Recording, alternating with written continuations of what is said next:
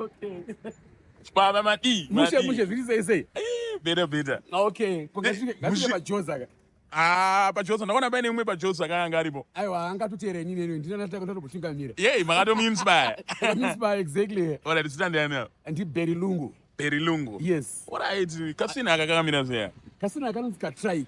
Katrike. Kangori kabhaiki unoona kwaisa futi magetsi futi kaurova kutangira na 50 km per hour. Wakanga unatofamba nemagetsi. Nemagetsi futi. 50 km per hour. Yes. Unenge uchitoenda. Yes. But urufere nemhepo mai. Ai, unongochirwa kudini kune fresh air zvako. Alright, ndanombotaridzai ma-speaks ako 1-1 muchiratidza kuti. Alright.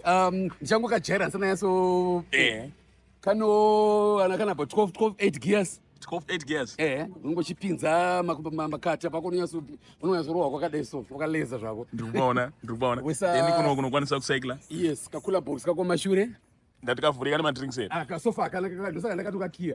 Kakatolokwa. Kana kunofila izvezvi. Asi kane ma-indicator ma-hazards. Ma-hazards karipo zvese nepakepi pakapa zvese.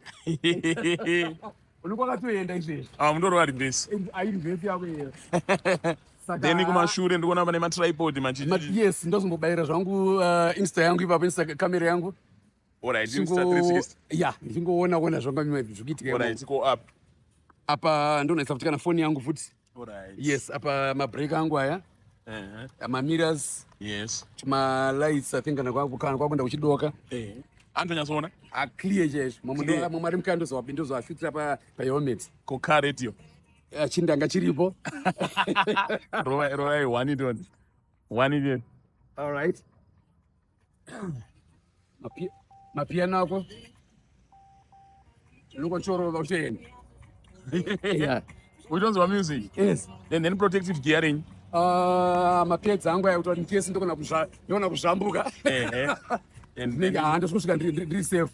Komanje aumurare here manje ne nditori more relaxed manje. Asi kana pari pamakata zvangu ndonotomborara zvangu ndichigugula zvangu. Saka chingorova muchienda zvedu. Ndakaenda.